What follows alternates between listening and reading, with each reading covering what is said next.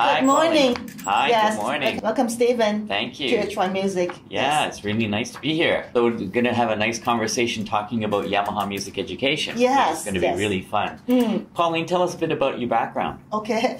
I started at Yamaha when I was a kid.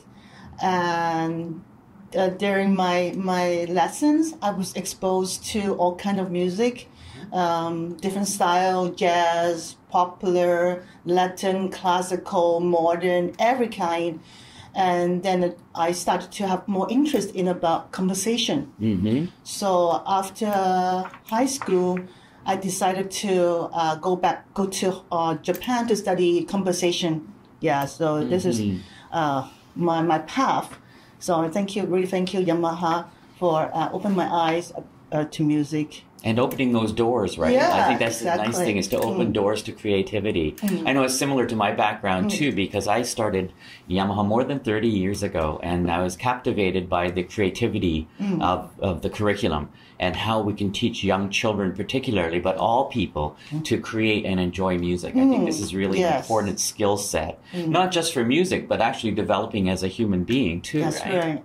So let's talk about junior music course. I think this is really the core element of what we're thinking about for Yamaha music education. Tell me about junior music course. So it started around age 4. Yes. Yes. And then in the curriculum, we don't only teach playing, but most important is the fundamentals of music, that including rhythm, harmony, melody. And through these, we're going to help children develop creativity skill, like composition. Sure. Yeah, I think that's really important to think about the age of the student. Yamaha likes to talk about age-specific instruction. That's right. Because children develop different ways at different ages, they tailor the curriculum to children of specific ages. And the junior music course for ages 4 and 5, sometimes 3 years old beginners, is specifically targeted for training the musical ear. And you're right, for melody, harmony, and rhythm, the 3 main elements of music. And we do this through singing, through playing, and the program does sort of morph. So it starts out very focused on ear training. But as the children get older and their fingers improve, we develop more into focus on playing. Exactly. So there's this morphing of skill set, which is really important and makes a lot of sense. It's very logical. Age-specific. Yeah, age-specific instruction. Right. Tell me about group lessons a little bit. In the group lesson, we teach students solfege, memory, so harmony, singing, ensemble playing. That's very important. Yeah.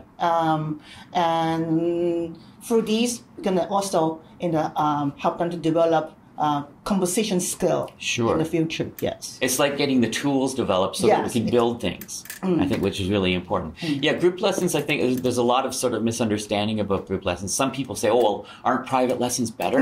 And for children that are beginning, and depending on how it's taught, group lessons are actually way better than private lessons because they learn from each other. Children can motivate each other. More fun. We can teach through singing. Yeah. And children aren't comfortable to sing when they're by themselves. Yes, right, exactly. But in a group, they can enjoy singing. They can learn from each other. They can motivate each other. And you're right. The most important thing is they can have fun in their group. And I think this is important. Music can be a fun activity. You do want to improve and be good at it, but also you do want to have fun while you're doing it. Exactly. Yes. Tell me about music fundamentals. How do we develop the ear? It's through solfege memory, singing, and harmony singing. So then I'm going to have an internal sensitivity to melody and harmony. Yeah, I think that's really important because solfege, what happens when children sing the solfege is their body feel the pitches. And because they're singing and they can feel it, the ear then says, I know what that note is. And that's what's really crucial, is the students can develop either relative or perfect pitch. And this is a skill that's really important for music later on.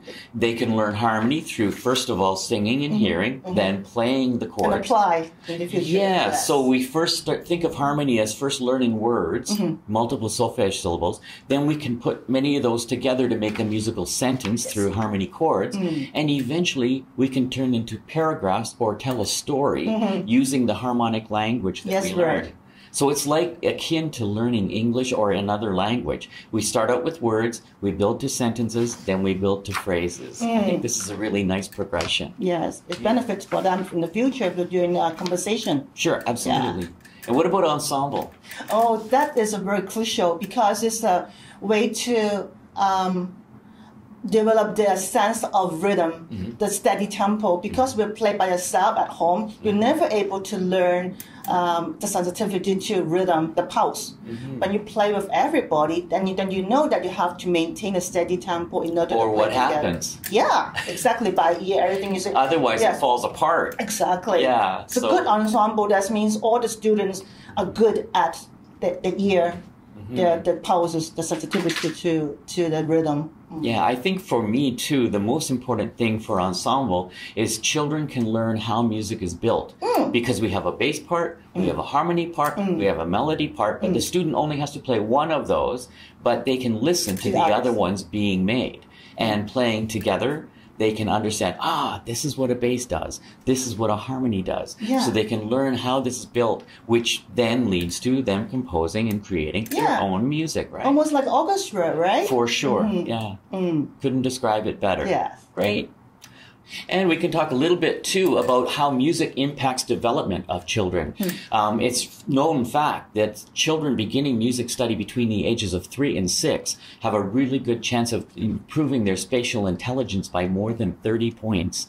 Spatial IQ is really important when it comes to understanding and knowing things that are not concretely in front of you.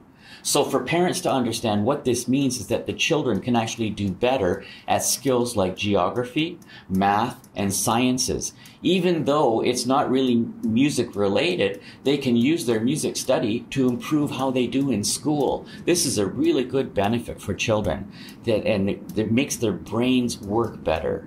So we call this neural pathways. What happens is when we study music at an early age, the music actually helps the brain to hardwire neural pathways. And neural pathways helps the flow of energy and the flow of information through the brain. This is amazing for parents to know.